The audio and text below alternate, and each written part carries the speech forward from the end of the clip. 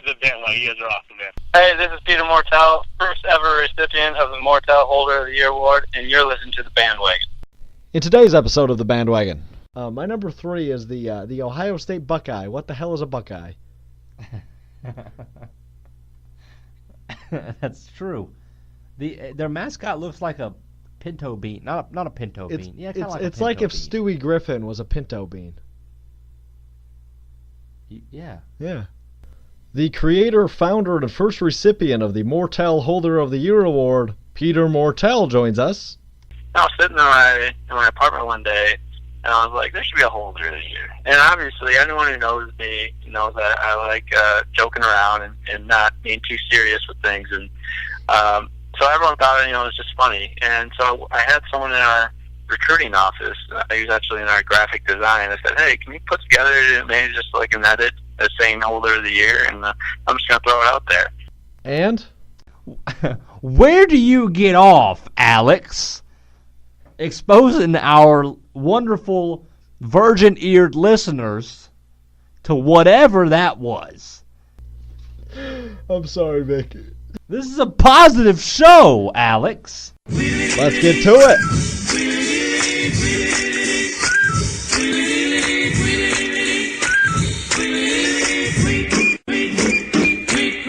He rocks in the treetop all the day long, hopping and a bopping and a singing his song. All the little birds on Jaybird Street love to hear the robin go tweet, tweet, tweet. Rockin' Robin, tweet, tweet, rockin' Robin, tweet, tweet. Blow rockin' Robin, 'cause we really gonna rock 'em tonight. What is going on, ladies and gentlemen? Today is Wednesday, November 15th, 2017. Thank you so much for tuning in to today's episode of the Bandwagon Sports Podcast. Great show for you today, as the man who the Holder of the Year Award is named after, Mr. Peter Mortell, joins the show to discuss the award, his NFL career, and so much more. He has an exciting life going on, so super exciting interview with Mr. Mortell, the Green Bay native. Shout out to the 920. From a university in the middle of Wisconsin, not quite Green Bay, my name is Alex Strofe. You can find me on Twitter at Alex_Strofe. Joining me as always, my right-hand man, my partner in crime, Mr. Victor Hensley. You can find Vic on Twitter at Freezeal, FREZEAL33 on Twitter, Mr. Victor. Hello, my friend. How are you? I am doing very well. We had a great day in sports. Some good wrestling action that I watched that we won't talk about. I don't care. All right. By the way, the way I opened the show, that was really cringy. The way I just said that, hello, how are you, or whatever I said. You said hello, my friend. Yeah, that really, I bet everyone just it was like nails on a chalkboard, is what everybody just heard there. Yeah. So anyway, how are you? You already asked me. I'm well. Well, I feel like it didn't start off well, so we're working at it here. All right. Okay. Whew, Yeah. It is late at night. It is. We've had a great day of sports, like you mentioned, basketball. Football rankings. Yeah. Big day. Big day, and we have a big conversation ahead of us, but we're going to start off with those football rankings. Week 3 of the CFB rankings, CFB playoff rankings were dropped, and we are going to talk about the top 6 most importantly, so I'm going to run those down from 1 to 6. At 1, your stable, Alabama. 2 is Clemson, which we'll discuss a little bit. 3, Miami, 4, Oklahoma, and rounding out the last teams in, or next teams in, I should say.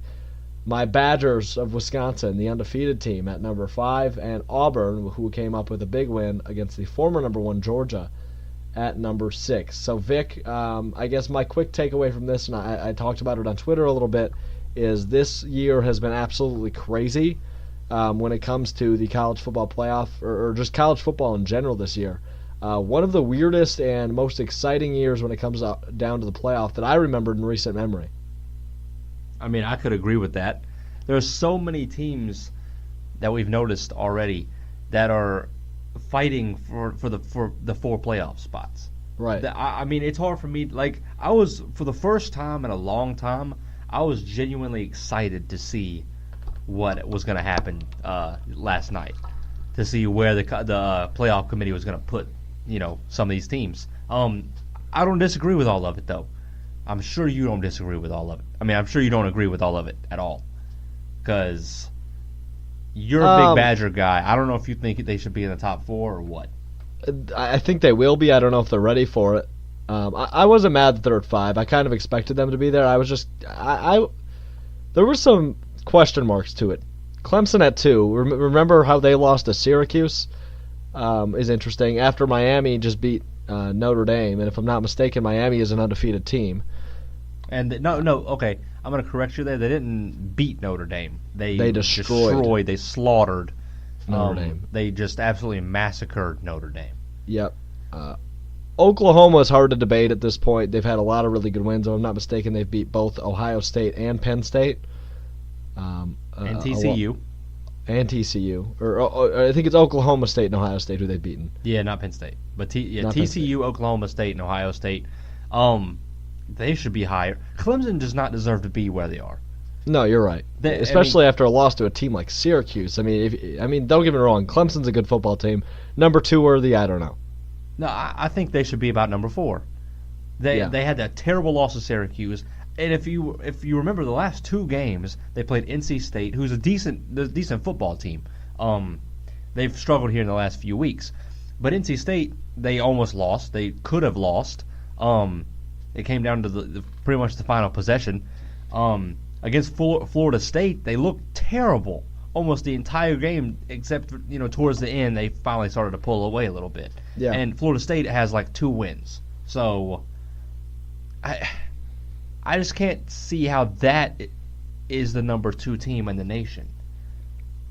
Yeah, it's confusing to me. It doesn't make any sense. And the thing about the rankings is, I don't know why I get so excited for these rankings, because they don't matter at the end of the day. Because, as you mentioned, if Wisconsin wins out, despite the fact that they're not going to play anybody that's in the top 4, they're still probably going to make it, right? They're going to play good teams. I mean, both Michigan and we assume at this point Ohio State, could be Penn State yet in the Big Ten championship game, depending on who ends up getting there. But it's going to be Wisconsin, who already clinched their ticket to the Big Ten championship game, and whoever. And then they have Michigan, who's a ranked team as well yet in the college football playoff rankings. Yeah, they're going to get in. If they win out, there's absolutely no reason. And Booger McFarland and Kirk Herbstreit were both discussing it on the show, or the official playoff show on ESPN last night. Yeah, this team deserves to be in if they win out. I don't know if, like I said earlier, I don't know if they're ready for it. I think the top 4 is probably right. And Auburn's a team that, I have a hard time believing, especially if they still have Bama on the schedule, if I'm not mistaken. There's a chance that Auburn will have to play Alabama and then Georgia again. Right. And then you can't dispute the fact that Clemson and Miami are likely going to have to play in the ACC championship game as well. They're officially, yeah. Oh, that is official? That's official, yeah. Okay, so there you go. I mean, so these rankings obviously aren't final, but they're still noteworthy, and something we should talk about. I mean, I agree for the most part outside of that Clemson at 2. I really thought Wisconsin was going to be 6 and Auburn was going to be 5 after that big win they had this past weekend against Georgia. I think they should. I think Auburn should be ahead of Wisconsin at this point, but that's all right. I mean when they not only did Miami destroy Notre Dame, but Auburn destroyed the number 1 team in the nation, Georgia. And I dismantled them. And I don't even know if it's final that Georgia can be considered out of this yet. I really don't. No, they're 100% in it. Because here's the thing. If Auburn beats Alabama, that gives Bama an L. Yep. And then Georgia's going to have to play, I guess, Auburn in the SEC championship. If Georgia beats Auburn, at that point, you kind of got to put Georgia in. Yeah. See, excuse me, and this is what I've been struggling with the whole time. Is there's so many teams that could get in there, that could just somehow end up in the playoff. We talked about on the last show, talked about UCF, right? Yeah, I was just about to bring them up. That was going to be the next thing I brought up. Go ahead. They're at number 15 in the rankings, which is the highest a undefeated mid-major has ever been. It's ridiculous, though. Once again, this team puts up potentially. I'm not sure about the exact stats. They put up almost more points than any team in the country. They're a good football team. Yet somehow they're number 15, which to me says no matter what they do, if they score 300 points in each of the next few games, like they're done. There's no way they're gonna make the playoff, and I just think that's kind of BS. I don't like that. Yeah. Because I think, as of right now, if I was picking, if the season ended today, I would want there's that. There it is. Yep. Continue. Yep. I would want Alabama, Wisconsin, and UCF all in the playoff. Because if you play and Miami as well, correct? And Miami, yeah, forgot they were undefeated. You're right. So an entire undefeated playoff. Because if you play an entire football schedule and go undefeated, you don't suck. You are good enough to play in the playoffs. You know what I mean? Like, I understand UCF doesn't play the hardest competition, but they're still going out there every single Saturday, Thursday night, whatever, and winning football games. So to me, that's what matters. It's not a lot of it is who you beat, but if you're undefeated, it's hard to go undefeated, right? Yeah. I don't care if you're playing, like I said last show, Little Angel Preschool. You know, it would, even if you play Little Angel Preschool 12 straight times, it'll be hard to beat them every single time, right? Especially it'll be hard to drop 70 on them every single time. You know what I mean? So I don't know what's going to happen with these rankings. If history tells us anything, winner of Miami and Clemson will be in. Winner of either Georgia, Alabama, Auburn will be in. Oklahoma's probably in. Oklahoma's probably in, unless they take an L somewhere. And then that pretty much leaves it up to Wisconsin or Ohio State. Which I don't know if Ohio State's going to make it, but I guess whoever wins that championship will. So I don't know. Right now it's really interesting, and I think the most interesting part of the entire thing is going to be the actual playoff at the end of 2017. That's going to be really exciting. I hope so. I hope it's as good as these waiting for these rankings to come out every week, because we have no idea what's going to happen, it seems like, because I was watching the show with 3 of my buddies, and we were all trying to predict the top 6 and the top 7, and we're thinking, you know what, anything's really possible. None of us predicted Clemson at 2. Clemson at 3 or 4 was what all of us had. Miami deserves to be 2. Oklahoma probably deserves to be 3. In what world does Miami not deserve to be 2? Miami has they've proven done themselves. Everything correctly. As Ray Lewis said, the U is back. Oh, they've been back. They're back. Once you see Ed Reed with the turnover chain on his neck, rocking that at the Miami Notre Dame game, you know the U's back. The U's back. There you go. So I'm excited. We'll see what happens. My main thing is I'm thankful that finally we don't have a playoff where it's going to be Alabama's really good, Clemson's really good. They're going to play for the championship 100%. This is a toss-up year. We got a bunch of good football teams out there. And this right here, a year like this right here, is why they should extend the playoff. You're absolutely correct. Plain and simple. We brought up Ed Reed and Ray Lewis. We brought up the fact we have a former Packer on the show in a little bit, Peter Mortell. It's a big week for us, Vic. It's rivalry week. Whew. It's rivalry week. The Baltimore Ravens this Sunday visit the Green Bay Packers in Lambeau Field. My Green Bay Packers, your Baltimore Ravens. Going head-to-head. The last time this happened, we got in a dispute that didn't allow us to talk for a while that we won't get into. But it was a rough week. But here we are. So let's discuss it. The Packers coming off a win against the Bears. Back in Lambeau, I'm excited. I think Brett Hundley showed some flashes. We're beat up, though. The Packers are beat up. I'm a little scared. At this point, your running back's what? Jamal Williams? That's correct. Potentially, if Aaron Jones and Ty Montgomery don't play, they're both probably out, if not already out. That's good news. I'm unfortunately for them, but I'm happy to hear it. You have Brett Hundley at quarterback. How are you going to watch this game? This is going to be a hard game for you to watch. Even if y'all win, it's just like, it was people on the field.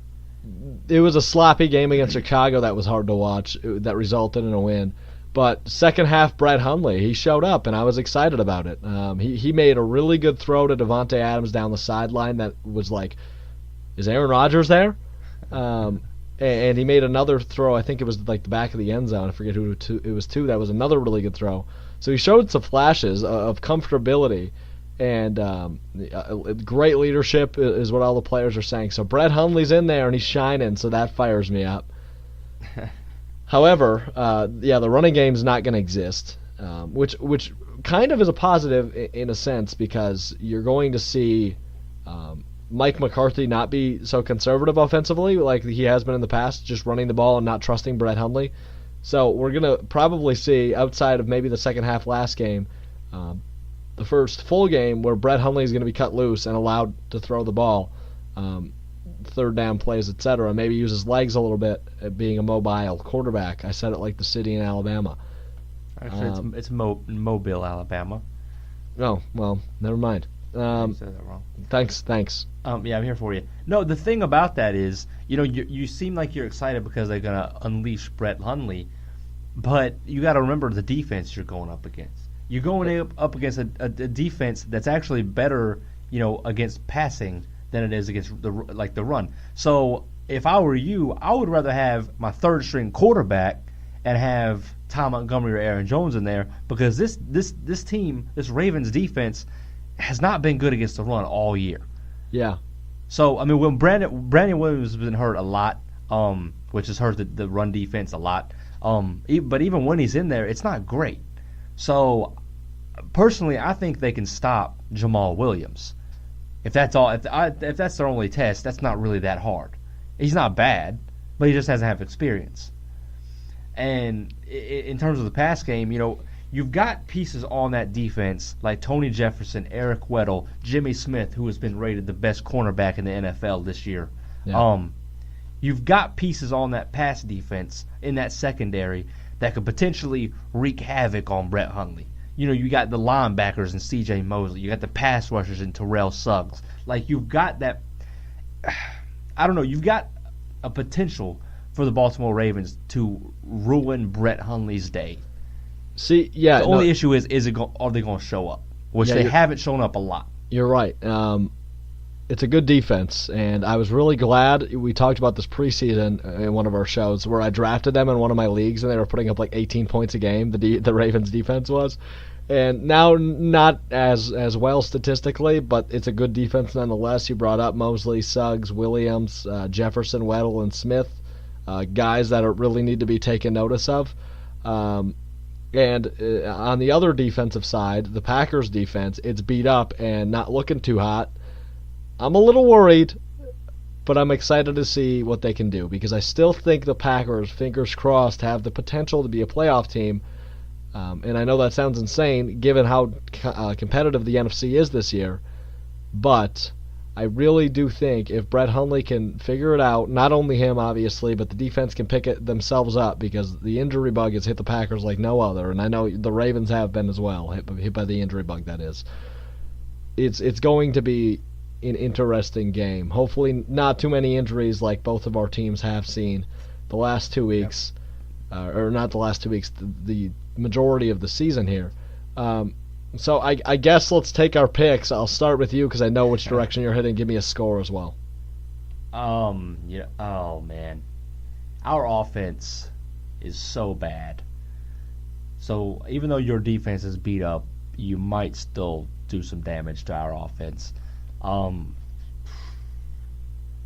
gonna say Ravens are gonna win 13-10. Oh God, I don't want to watch that. Yeah, it's not gonna be a good game. Give me the Ravens 24-21 in a shootout.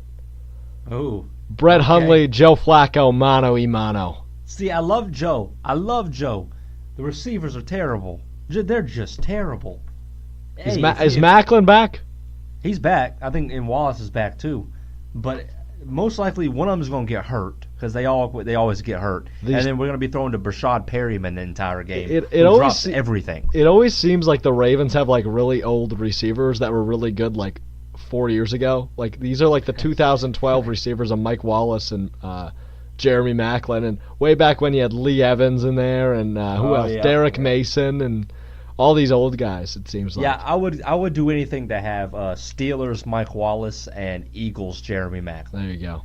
That would be nice. But we've got Kansas City Chiefs Jeremy Maclin and Minnesota Vikings Mike Wallace.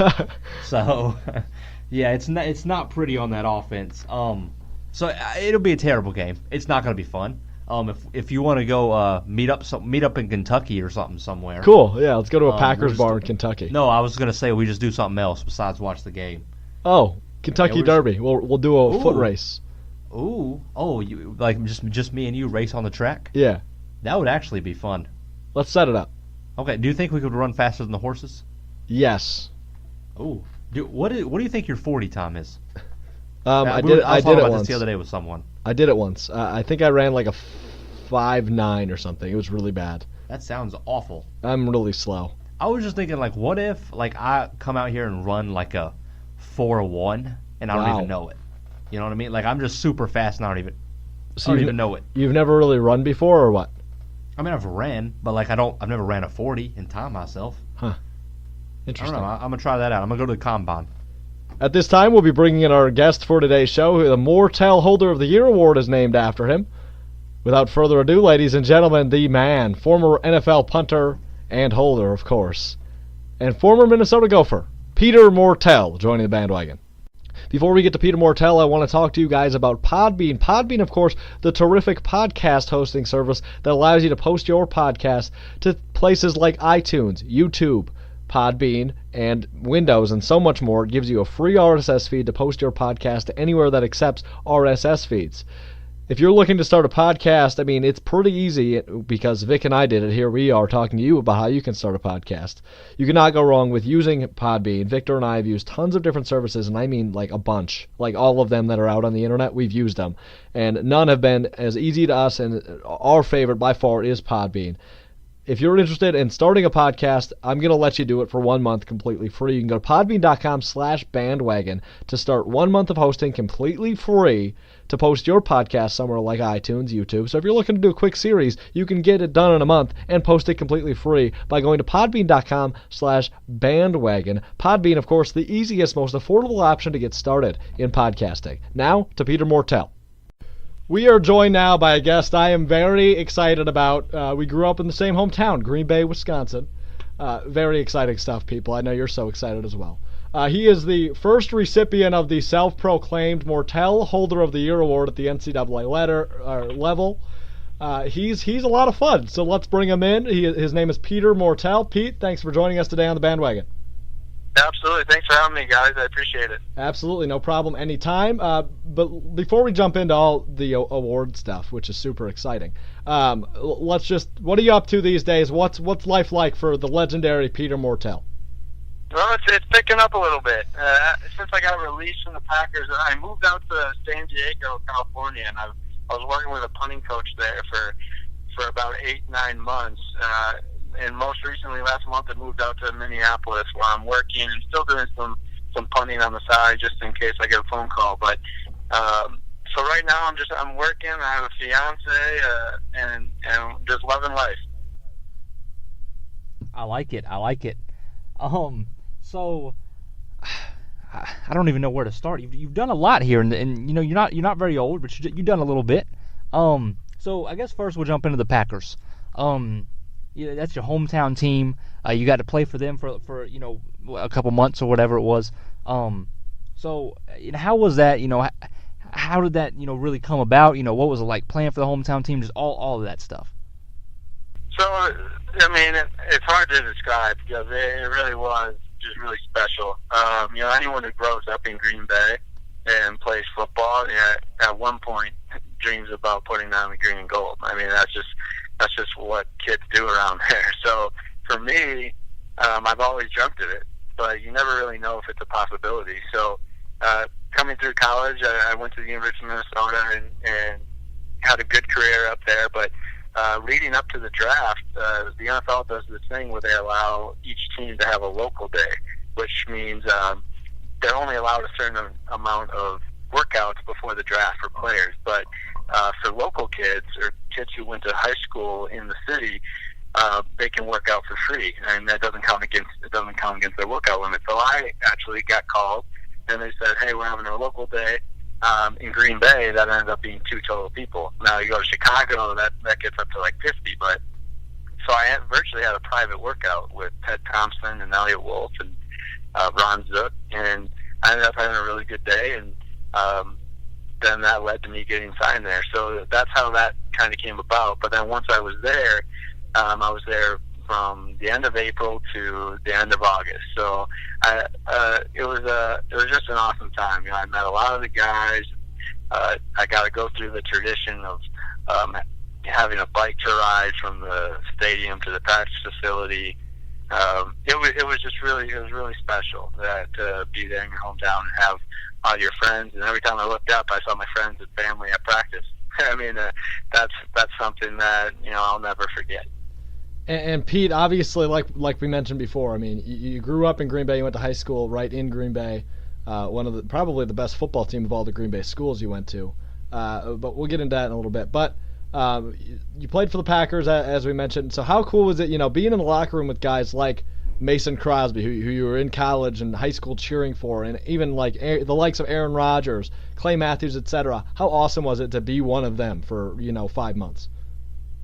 It was cool. I mean, it was a little surreal at first because all through high school I worked for the Packers. I worked in their press box during home games. Oh, really? I ran stats from the press box to the reporters and the media and stuff like that. So I've been in Lambeau a lot, and to be there as a player, it was just different.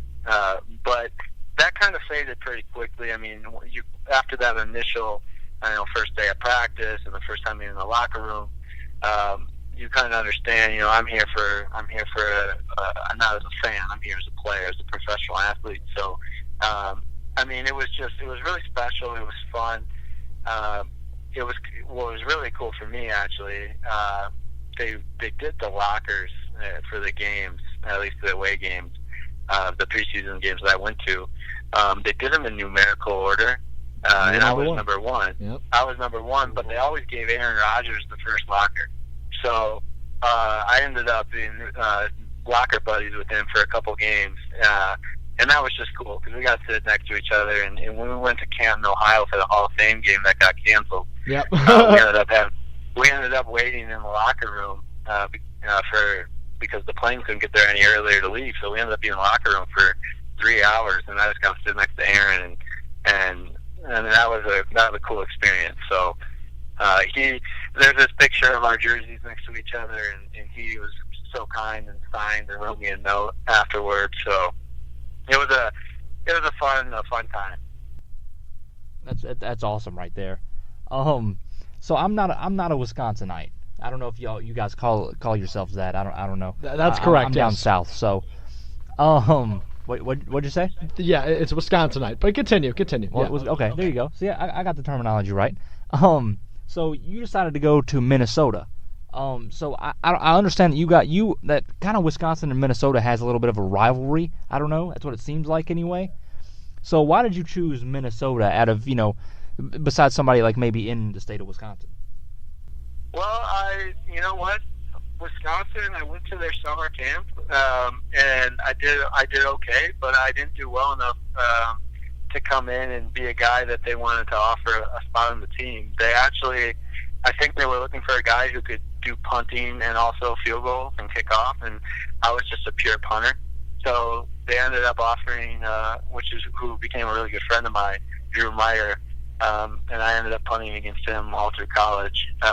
But Minnesota gave me a chance as a pure punter, and it gave me an opportunity to walk on, and I'm happy they did. But I definitely took a lot of slack from my friends and family who ended up staying in Wisconsin and being Badgers. But I think I made it up to them when I came back.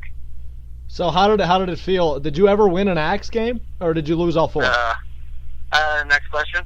I was just curious, Pete. Just curious. No, we've never got it. I don't think we've had it for a while now. I think it's been up 13, 14 years even. I mean, we were close. We were up at halftime of 17-3, and they came back and got us. they're tough to beat. And you look at the year they're having now. I don't care what the schedule says. You still got to go out and do it. So, they're a good team, and they've always been good. So it's been fun to be a part of that. I wish I would have been able to get that axe, but unfortunately, it's never come our way. Sorry about that, man. I just had to ask. Let's talk about the real legacy you left in college. All right, this is big stuff here. So your senior year, if I'm not mistaken, you came up with the. I'm going to let you explain this more than I will, but I'm just going to kind of introduce it. You came up with the Holder of the Year award, and you gave it to yourself. Just explain the whole thing, and then we'll get into more of the Holder of the Year award stuff. So it was my senior year. I think it was maybe first week of December when all those conference awards are coming out, and you have like all the first team all conferences, and then there's quarterback, running back of the year, tight end of the year, all that stuff. And I was sitting in my apartment one day, and I was like, there should be a Holder of the year. And obviously, anyone who knows me knows that I like joking around and not being too serious with things. And so everyone thought, it was just funny. And so I had someone in our recruiting office. He was actually in our graphic design. I said, hey, can you put together maybe just like an edit saying Holder of the Year? And I'm just going to throw it out there.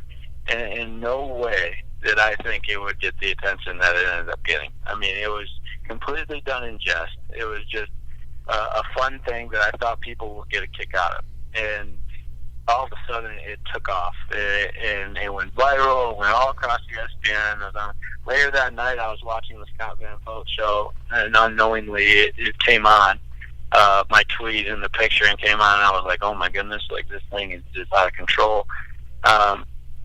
So it started off as a complete joke, but then the next week, ESPN came to our school, and we did like an acceptance speech, and they put it on the College Football Award show, and it started becoming like, okay, it started getting a little traction behind it. And then what really made the turning point, the next week after that, I ended up doing a fundraiser for the Children's Hospital at the University of Minnesota. Yeah. And raised $30,000 for the Children's Hospital.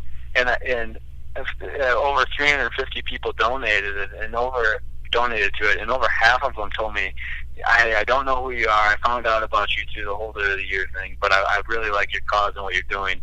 I would like to donate. So it's something that starts off as such a funny little joke. It becomes really serious really quick when there starts getting dollars behind it and going towards a good cause. So that's the other thing of this whole award is it's funny, and it's somewhat of a joke, but at the same time, you're making differences in people's lives and in charities, and that's very serious. And I think the coolest thing about this. And so my main thing is, the Holder of the Year award. What is the criteria for that? Like, if I just went and played college football, can I somehow, and I became a Holder, would I be eligible for the Holder of the Year? Like, how does this work? If you're a Holder, yeah, you're eligible, no doubt about it. But here's the thing, the Doak Walker Award, like the running back of the year, you're not gonna get that unless you have a good offensive line, right? Like you can be a great running back, but if you're behind a bad offensive line, you're not gonna end up winning that award. Same thing goes with the Holder of the Year. You could be a great holder, but if your kicker's not good, if they're not making kicks, you're not gonna be considered. So unfortunately for some of these guys, they better have good kickers so that it can speak to their credibility as a holder. So that's kind of how you get noticed first. If you have a good field goal team, if you're making kicks, I'll tell you what, if you can execute a fake, that gets major points because that shows your athleticism as a holder. And Garrett Moore is the winner last year. They were playing Ohio State. It was a big game for them in Michigan. And there was a bad snap, and he ended up scooping it off the ground and holding it so his kicker could put the uprights in a really high-pressure situation. That stuff gets noticed. So, there's a good amount of criteria that goes into it, but you definitely have to have a good kicker, no doubt about it. So Pete, I guess my next question is, there's the Peter Mortell Holder of the Year account on Twitter. Do you run that account, or is that somebody else? I run that account. So along with several other people. Okay. So, I mean, every week you're putting up polls. You know, who's our holder of the week? Who's our holder of the week? So, through what is it, week 9 or 10 now? Do we have a front runner for this year's award? There's not a front runner. There's a semifinalist list that was released last week. Oh boy. That's down to 25 people. So the finalists will be announced in about a week and a half. I mean, I'll tell you what, the amount of support that holders have is unbelievable. I did a 2-day poll this week, and it got over 20,000 votes. So, I mean, like, I think that it was between the Notre Dame holder and Oklahoma, and those two guys, I mean, the head coaches are tweeting about it. So it's kind of a thing that's, like, really, really catching on. And it's cool to see kids who play a position that normally just goes unnoticed kind of get some attention.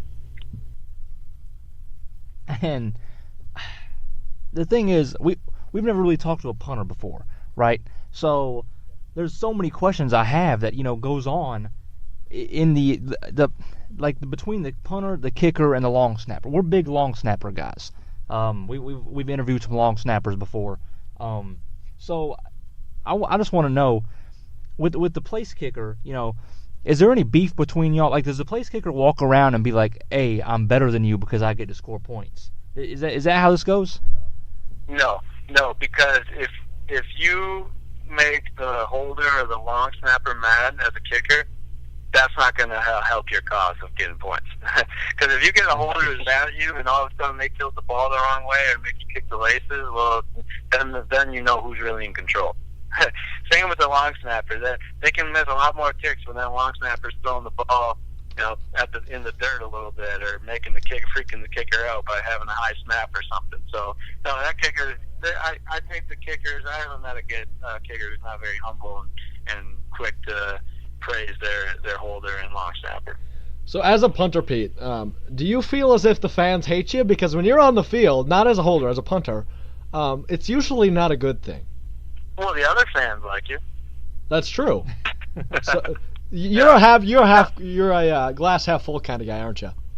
Yeah, but to speak to your point, sometimes, you know, because there's a lot of teams that need to have a good punter. Like, I don't know, if you're in Alabama or a Clemson and your defense is good enough to cover you if you have a bad punt and a big return, then that's fine. But if you're in Minnesota, you need a good punter. I mean, no, we had a good team, but to be able to give your team an advantage in the special teams aspect and flip the field, and then they root for you because those can be game-changing plays. Or if you're down and inside the 5, then all of a sudden you get a safety, or you keep them on long fields. I mean, statistically, teams are, I think, 80% less more likely to score if they're inside of the 20 versus on it. So, I mean, if you can pin them, like, then they like you. Then they know punting can be important, and Minnesota appreciated that. So that's why I like it so much. And as a punter, there's some times when you're in some pretty high pressure situations. Like if you're in, you know, punting from the back of your own end zone. We actually had Dan Orlovsky on, who was the former quarterback for the Lions, and I don't know if you remember this, that he ran out of the back of the end zone. Yeah.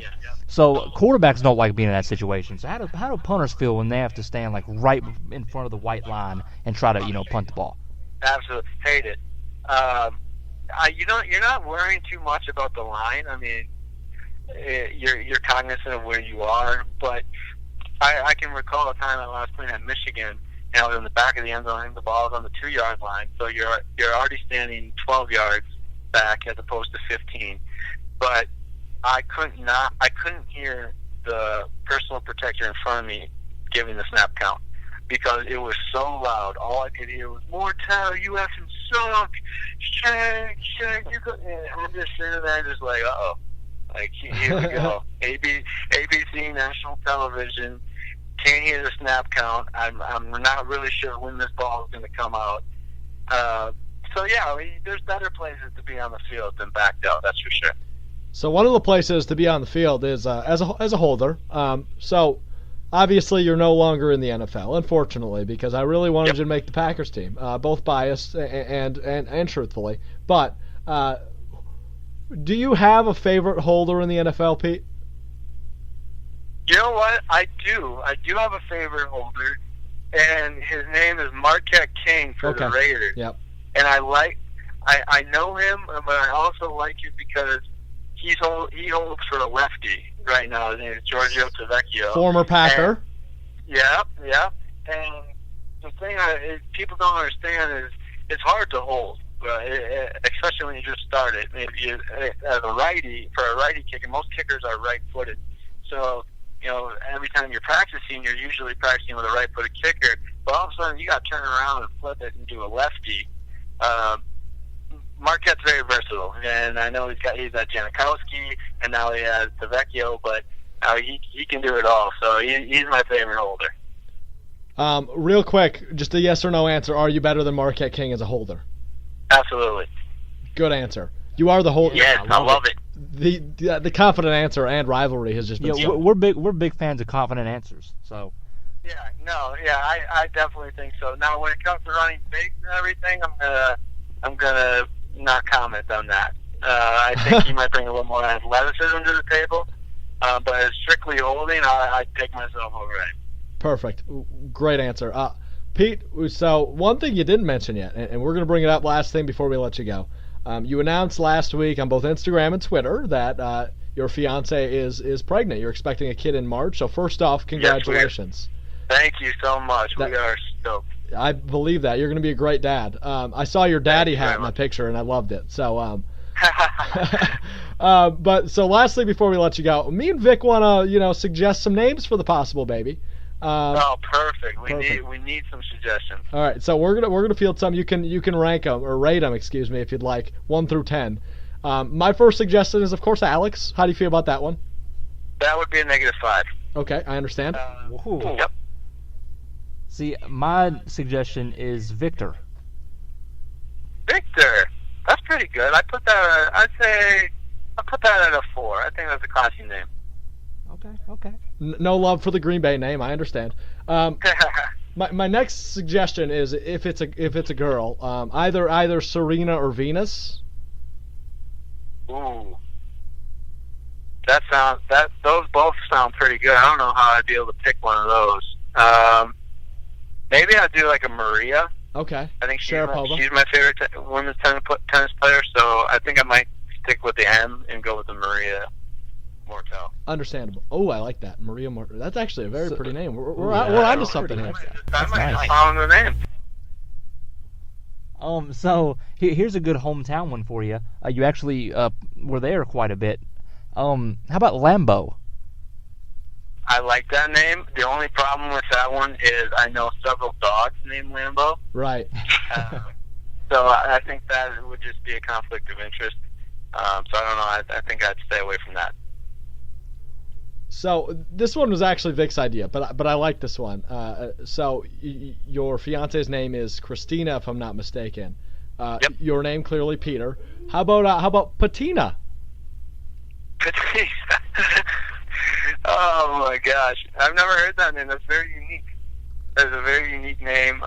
You know what? I'll run that one by her. I'm gonna put that one at a 5. Yeah, I thought it was a good one. Yep. No, that's why you bring both of us into it, kind of. So I'm sure our future child would love that. So here's my last one, and I'm actually really proud of this one. How about Holden? Holden. Holden. Like Holden kicks. Oh I like that. That's an 8. That is a hard 8. Hard 8. Oh. I can't believe I haven't thought about that yet. That's the best one we're getting. Victor, that's a great name. I would say that would be the front runner as of now. Well done. I cannot wait to look in March whenever you guys have your baby and you name it Holden, and I'm going to feel so special. Yeah, that was just know that was your your recommendation. Just make sure the middle name is Alex. All right. Then initials are Ham as well, so it all works out. Exactly. Yeah. That baby's going to go ham. So, Peter, we appreciate the time. You've been great. You better let us know both the baby's name and who wins Holder of the Year in a couple months. We will keep you posted. Thanks for having me, guys. I appreciate that. Thanks so much, Pete. Take care, my friend. We are back. Thanks again to Peter Mortell for joining us on the bandwagon today. I think we suggested some awesome child names that he's going to have to take in consideration. I don't think you understand when I say that I am super proud of Holden. Yeah, you should is be. the greatest. That's a good one. I'm so sorry, but like I'm not usually that creative, but that just poof, that just poofed into my head. Poof. Yeah, I like the sound effect. Yeah, that was a good one. Yeah, thanks. So anyway, let's change gears here. Oh, transitions. That was a terrible transition. Thank you. We haven't done a Take 5 in a while, so let's bring it back. Weirdest mascots.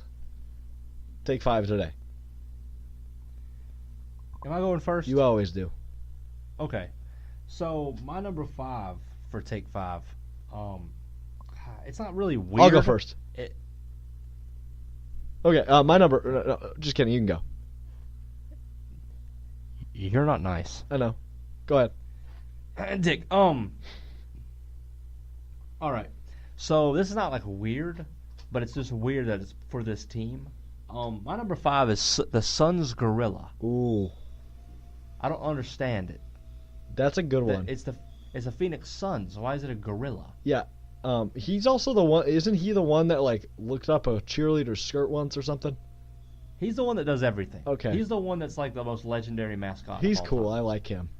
He like jumps through hoops with fire. He like rides motorcycles That's through hoops right. with fire and stuff like that. Like he's crazy. He's a badass. He is. He's my favorite. What's mascot, his one of name? them. Suns Gorilla. That's it. I don't know if he has a name or not. I looked it up. And I didn't see a name, but he probably has a name. Sorry, Edward. It's all right. No worries. My number 5 is Zippy of Akron University. I just find him a little creepy. Oh, okay. I like that. The good old Zips. Yeah. Yeah, whatever that means. My number 4 is the Philly Fanatic. Yes, that's a good one.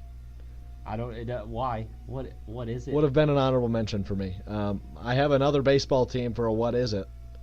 Mine is Wally the Green Monster of the Red Sox. He scares me a little bit. Okay, we all know what the Green Monster We do. is. It's the big wall, but he's wearing a ghillie suit. What does that have to do with a wall? You're right. I just don't get the Fanatic is like just a green thing, Yeah, and it's just like, what are you? that's accurate. You know. Anyway, my number 3 is one that I actually found online on the interwebs. Awesome. It was from a high school, just some random high school. I don't remember what it is. And its name is Jerky the Corn Jerker.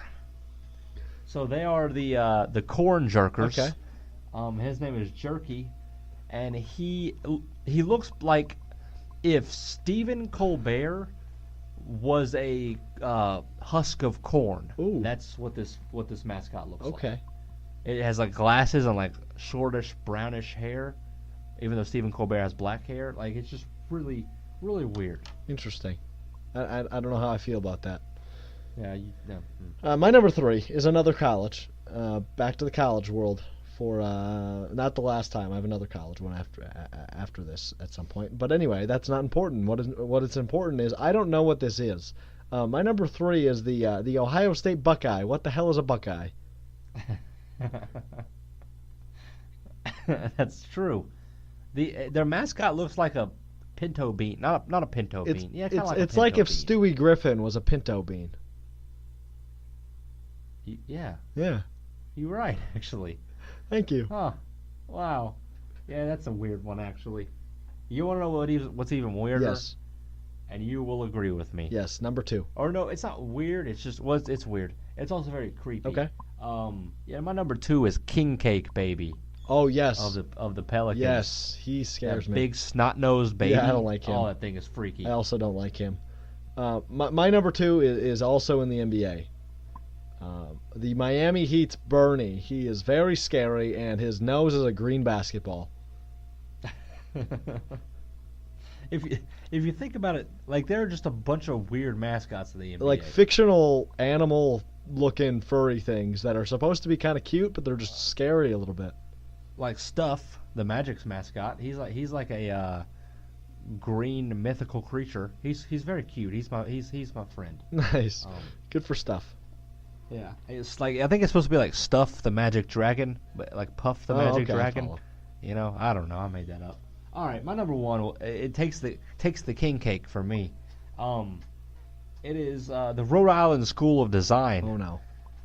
Not this. Whose mascot is Scrody the Scrotum. It's a literal scrotum as their mascot. Yeah. Do you want to explain the costume for a second? It's male genitalia. It's literally That's the costume. literally a dick and balls. Yeah, that's what it is. It's a penis it's and testicles. it's a dick and balls. Yep. So my number It's a my number one is also college, but we're back to Division I now. It's a classic one, but it's really I don't get it. It's also really creepy because the lips are scary on this one. You know where I'm headed. My number one is the Stanford tree. It's really freaking creepy, and I hate it. It makes no sense because I don't understand what they're a Stanford Cardinal. Right, so I assume it's where the Cardinals' home is, the tree.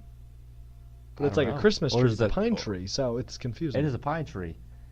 I hate I it. feel like it just if there's one mascot that turns out to be a serial killer, I think it would be Stanford's. mascot. Looking at those lips, man, yes, you're right. Yeah, I could see Or- that 100%. Or Scrody the Scrotum. No, I think Scrotum the Scrotum, you would love to hang out with. No, him. That's the guy you want him in your corner. So, like, if you were like to go to the bar, like, let's say you go to that school, right? So you dress up as Scrody the Scrotum for Halloween. Would they make you put clothes on the dick and balls? Like, would you have to wear a shirt over the shaft? I'm not sure. We could call the Rhode Island School of Design if you'd like, and we could ask them. It's a little late. It's almost 1:30 in the morning at the Rhode Island School of Design, so we'll have to save the phone call for another day. Yeah, I just don't understand. I don't think it's an official mascot, but it's like what the students like officially name the mascot. You know what? Stay tuned. We're going to call the Rhode Island School of Design and get to the bottom of this. Next show. Next show. Stay tuned, folks. Did you say folks? That's what I said. Hey, why did you pronounce the L? Is it silent? In my world, folks. Talk. You don't say folks. That just sounds awkward. I'm sorry, Mr. Broadcast. I mean, are you trying to throw shade because you're the big broadcast guy? I'm adding you. Oh, you scare me. I do. We've had some Twitter beef lately, haven't we? Have we? I don't know. There was that one time you made me mad. When was this? Like last week. What did I do? What? Oh, when did we mention this on the last show? When you just we just randomly started saying stuff. Oh yeah. Like we the thing about you is you sometimes on Twitter like you try to be really deep. And I just tweet song lyrics and you take it to another level. I think you. Wait, was that a song Yes, lyric? it was a song lyric. It was what if we never said hello or what's your name? Okay, well here's the thing. You need to either do a little like the squiggly line and say the Wiggles, Yeah. you know, like quote them or like credit them, or you need to not do that anymore. Okay. Or here's a better one. Listen to music that people actually know, so that everybody recognizes. Okay. So like song it started out with a kiss. How did it end up like this? It was only a kiss, and then in parentheses, it was only a kiss. I've never heard Yes, that. you have. You've never heard "Mr. Brightside" by the Killers? That title sounds familiar. Let me sing it for you. I'm coming out of my cage and I've been doing just fine. Oh yeah, I've heard that. Okay, we're done. awesome. Yeah. Also, real quick, I think the Big 3 draft happened or something like that. Well, you need to be better prepared if you're going to bring up some stuff. I don't have any. I just thought about it, and I don't know why. Stay tuned. We'll talk about that on later show. I'm hype. I'm excited. Big 3 stuff, dude. Yeah, Big 3 is big. Unbelievable. All right. Speaking of basketball, great transition, Vic. Thanks so much. Yeah, I'm here for you. We've been talking a lot about college, so let's stay there. Tuesday night featured two fantastic games in the what do they call it? The College Classic or something like that? Champions Classic. There you go. 4 very elite programs, including the kickoff game, number 1 versus number 2, which turned out to be the Grayson Allen show. Duke over Michigan State, number 1 over number 2. Grayson Allen finished with 35, if I'm not mistaken. He hit a lot of three-pointers, and he's good at basketball, but I don't like him at all. Awful human. He plays for Duke. Not an awful human. I'm sure he's a good guy, just kind of dirty. I don't like Grayson Allen. I'm not a Grayson Allen fan. He might have had 37, to correct you a little bit, maybe. He might have. I'm not sure. He's a whiny person. He's a dirty player, in my opinion. I don't much care for him. But what I can say is that number 1, he destroyed Michigan State. He looked amazing. I've never seen him look that good, which frightens me a little bit. The way he was, the dude was like fearless when it came to just jacking threes. Oh God, I think he hit like 7 threes. Like he just he'd catch the ball and immediately just throw it up, and he'd make it. And it's unbelievable the way he was playing. So yeah, he had a career high. Yeah, he had a. So it was easily his best game of his career. So I thought that Duke was going to be really good anyway. Everybody thinks that, you know what I mean? Because they're number 1. And they had a some great recruiting class, some great offensive possessions, especially toward those like last 5 minutes where they finally pulled away and took over that game. Offensive rebounds. Grayson Allen led the charge. They were without Marvin Bagley in the second half, who had wasn't an eye injury, if I'm not mistaken, and yeah, I mean the only good thing, probably not the only good thing. Michigan State looked really good up until, like I said, that last 5 minutes. But Miles Bridges is really good at basketball. He can hit the three like no other. I think with like 7 minutes left, he kind of pulled the three at the top of the arc, just kind of like a half fadeaway, and just absolutely nailed it. So he's going to be a positive thing for Michigan State. He is. I don't have any issues with the way Michigan State played. I think they just kind of got outplayed because Duke's so good. But kind of what I was saying was, we all knew Duke would be good. They've got guys, new recruits like Marvin Bagley and Wendell Carter, guys like that. But at the same time, not only do they have that, but they've got the veteran leadership in Grayson Allen. Yeah. And that's going to be a tough team to stop. I mean, they look really, really good tonight, or last night, whenever you're listening to this. And I don't know. I think both Duke and Michigan State are going to probably go far this year. I like the way both of them played. The Michigan State's probably not going to fall very far in the rankings. But yeah, I think it was an amazing game. It kind of, I think you mentioned that it might have been like an instant classic. I don't know if it was that good. I said it was going to be when there were 7 minutes left and it was tied. It didn't end up being. And that then way. Duke pulled away, but that was up to that point. It was a great game. Yeah, and the other one, yes, wasn't. I didn't enjoy it. You didn't enjoy it? I didn't. It was enjoy good until the last 8 seconds. We'll talk about it. Let's talk about it. How about you? You preface it. Sure. Kansas, number 4, beat Kentucky in the second game of the Champions Classic, 65-61. Kentucky ranked 7th, by the way. Malik Newman for Kansas finished with 12 points, 9 rebounds. Kevin Knox, who they had a little story about him on the ESPN game, saying he what's the word? I can't think of the word I'm looking for. Bases his game off of. There we go. That's a big word. He bases his game off of Kevin Durant. Same first name. There you go. He had 20 and 7 for Kentucky in a losing effort.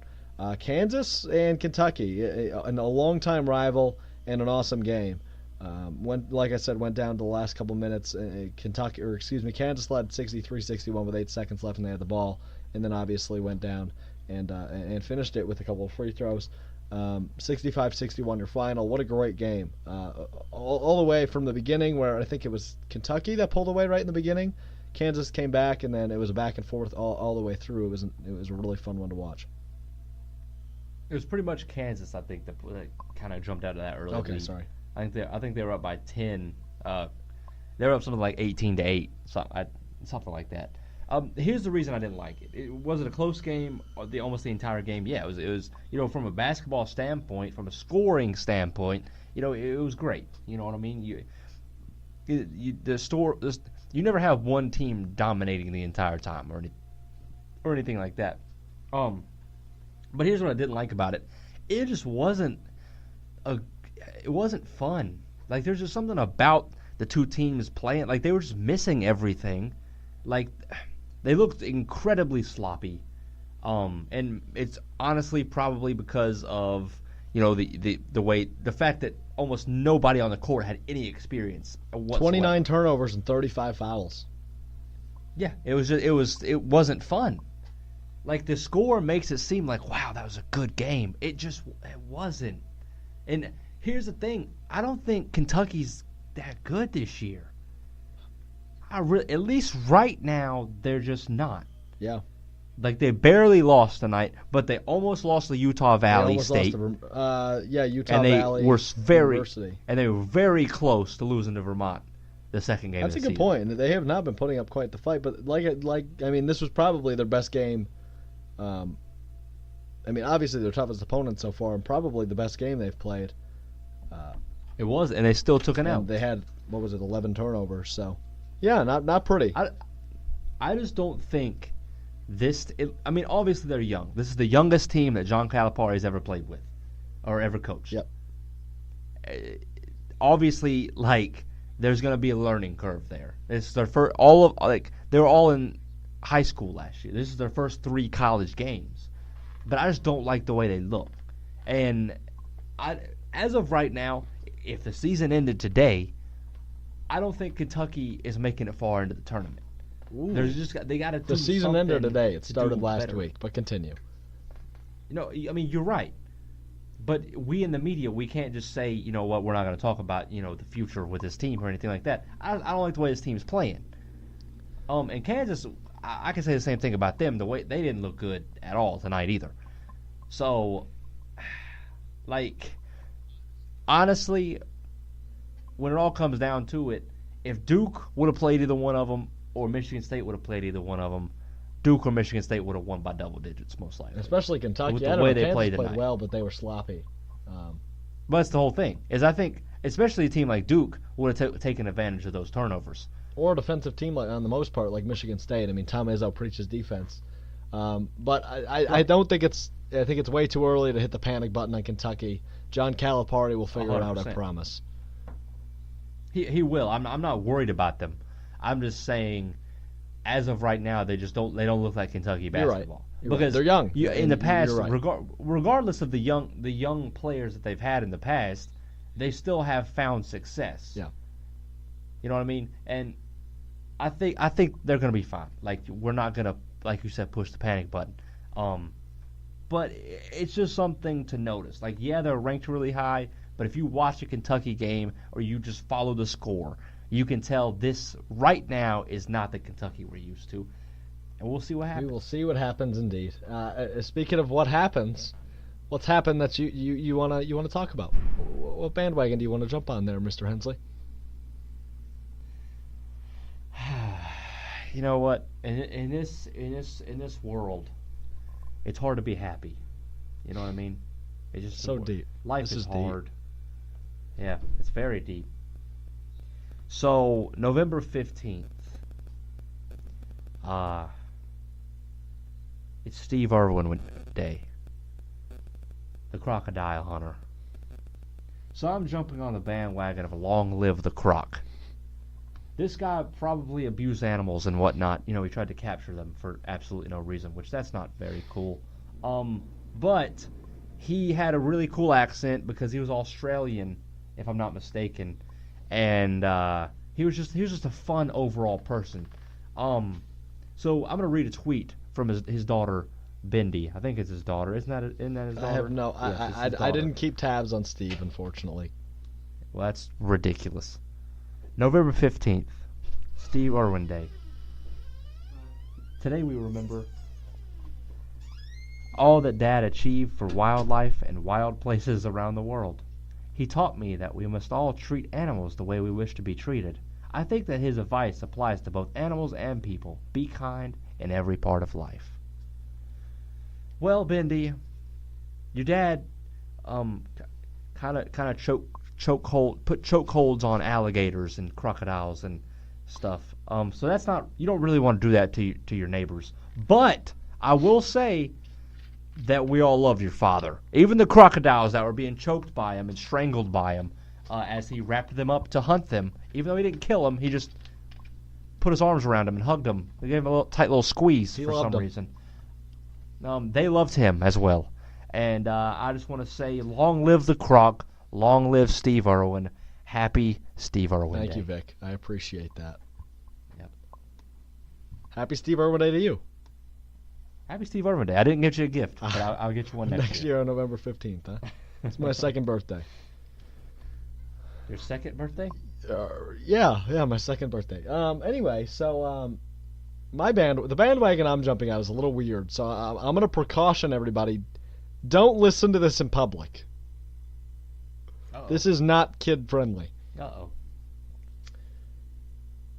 The bandwagon I'm jumping on is missed connections make me realize I'm okay. So, Vic, I don't know if you do this. I don't often. But maybe sometimes if I'm feeling a little, I need a little pick-me-up. I go to Craigslist.com. I don't know where this is going, but continue. I go to the misconnection section, and that rhymed, misconnection section. And I read, just what people are struggling with in their love life or personal life or both. And maybe they miss their lover, and sometimes they're very hilarious and often very weird. I'm going to read you a little weird one that was posted 2 weeks ago to the day, and it's very disturbing. But like I said, it makes me realize I'm not disturbing. So here we go. The title is, We Are All a Little Effed Up. You made a comment to me a few weeks ago saying that we are all a little effed up. I often wonder if you have seen my cock pics, either in email or in Snapchat, heard my voice whispering your name as I jerked off in the background, or just heard me in general prior to me coming as I thought of you. Yes, this is all very dangerous and well twisted in so many ways. You are the forbidden fruit that I know I may never taste or feel. However, it doesn't mean we can have our fun without anyone ever finding out. Our lust, our fun, our secret. You know how and where to find me. The end. So, all in all, this looks like man for woman, is very messed up in the head. This scares me, and I don't like it. So, Craigslist misconnections make me realize I'm okay. Bandwagon I'm jumping on today. Are you okay? What the F do I say to that? How do I respond to that, Alex? What kind of position are you putting me in at that point? Isn't that awful? It's so creepy and ugh. What where do you get off, Alex? Exposing our wonderful virgin-eared listeners to whatever that was. I'm sorry, Vic. This is a positive show, Alex. What was that? Oh my God. Doesn't it? You Wow. feel dirty, but you realize that personally, you're not awful.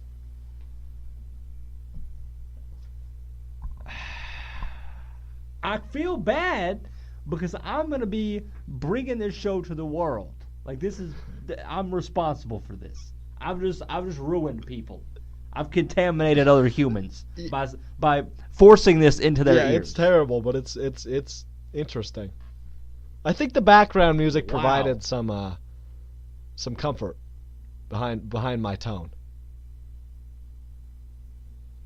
I don't think there's any possible way you could make what you just said comforting.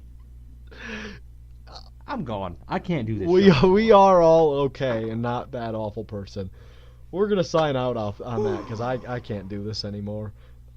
I might have to find a new co-host. And Well, wow. for Peter Mortell, thanks again to him for joining the show. You can vote for Peter Mortell's Holder of the Year. Peter Mortell's the Mortell Holder of the Year. Each week, you can vote for the Holder of the Week at Mortell HOTY on Twitter. For Victor, you can find him on Twitter at FreeZeal33. For me, you can. I gotta go take a shower. Right? Isn't that the truth? God. You can find me on Twitter at Alex_Stroke. You can connect with the show on Twitter or Instagram using hashtag BandwagonPod. I feel dirty. Here's what's the name of your song? Stone. Here's Stone. Stone. No, we can't associate my song with. Okay, just play it. Just run it. I don't even care anymore. What up, Miss C? It's your boy V Han in A-Tobe 2014. and this is Stone. Let's go. Yeah. That's right. Yeah. One day I was walking Down the street. I was really thirsty. So I went to Pete's. I had a big glass of water. Then I had to pee.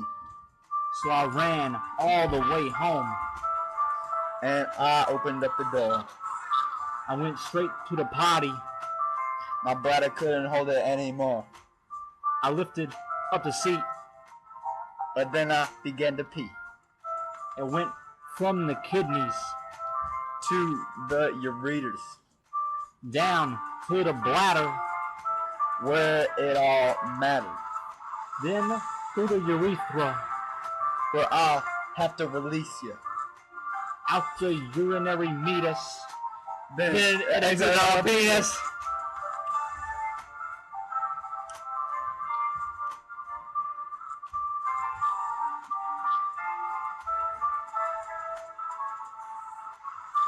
Later on that night, I had a pain that I could not fight. I was dizzy and I had to throw up. And my temperature was as high as you know what. I couldn't take it anymore.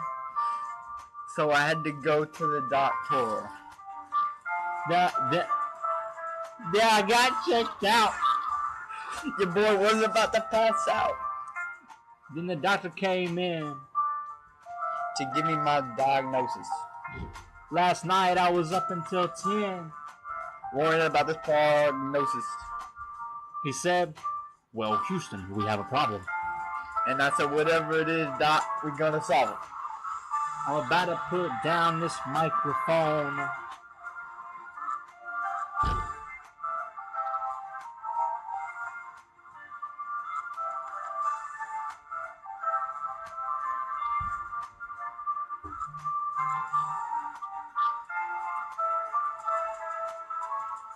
It was a kidney stone. And we out.